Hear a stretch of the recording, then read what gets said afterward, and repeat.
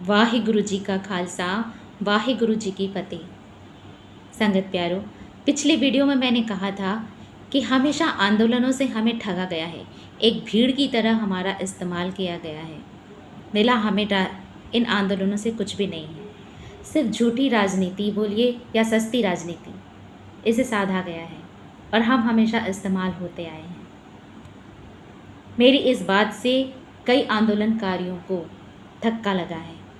उन्हें लगा है कि मैं उनका विरोध कर रही हूँ, लेकिन साथियों, मैं विरोध नहीं कर रही हूँ।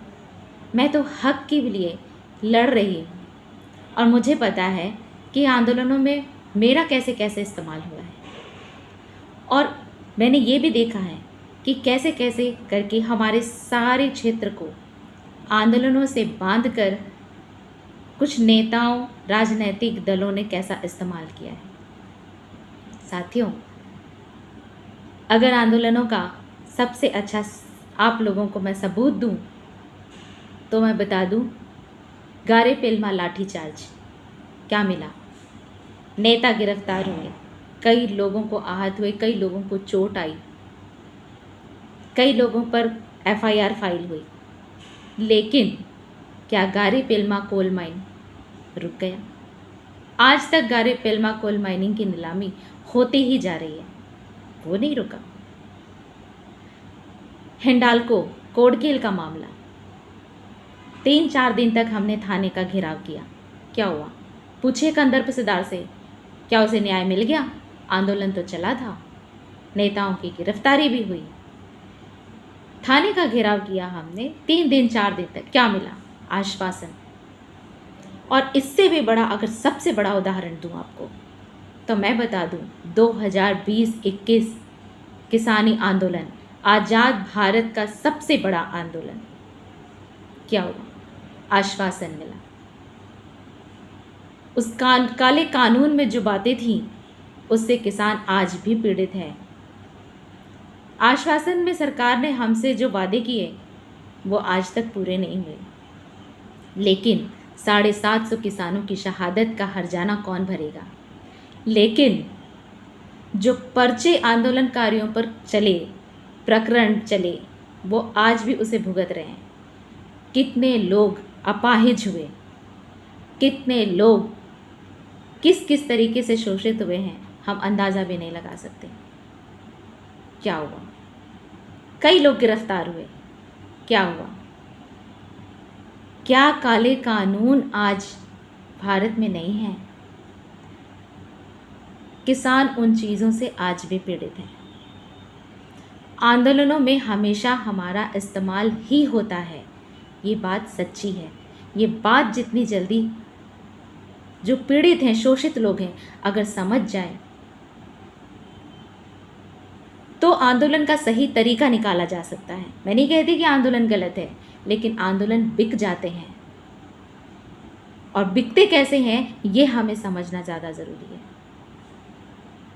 साथियों, हमारा फ़ायदा तो तब होता जब इससे ओपी चौधरी पर, हमारे सांसद पर, हमारे विधायक पर, हमारी सरकार पर, अदानी पर कोई असर होता। मीडिया में ये न्यूज़ चलेंगी, हमेशा से चलती आई हैं, फिर आगे कुछ दिनों बाद मीडिया को नए मसाले मिल जाएंगे, सरकार नए कई मुद्दे खड़े कर देती है, वो नए मुद्दे आएंगे और मीडिया हमें भूल जाएगी।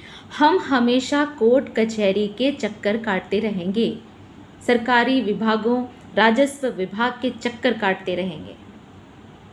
फ़ायदा तो हमारा तब होता जब इस गिरफ्तारी से, जब इस आंदोलन से अदानी को, सरकार को, ओपी जिंदल को कोई फ़र्क पड़ता, उन पर दबाव पड़ता,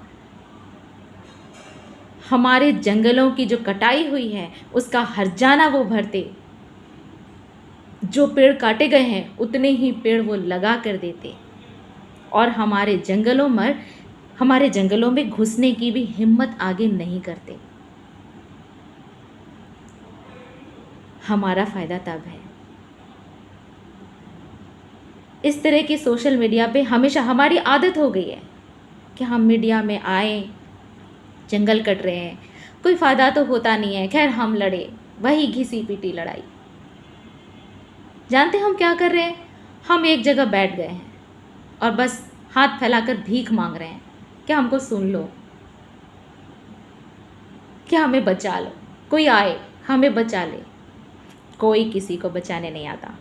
अपने लिए खुद आवाज़ उठानी होती है।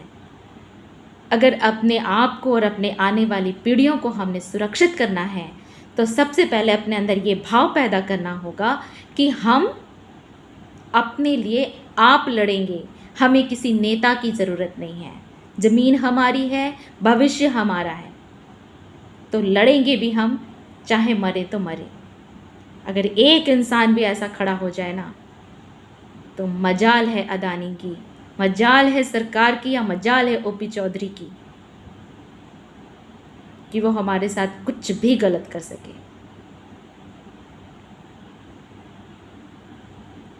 ये बात आप सबको पता है कि मैं कोई भी बात बिना प्रूफ के नहीं करती। जो लोग मुझे जानते हैं, जो बात आपसे कह रही हूँ उसे मैंने 25 साल जिया है, तब इस निष्कर्ष पे पहुँची हूँ कि मैं आपसे ये बात कर सकूँ।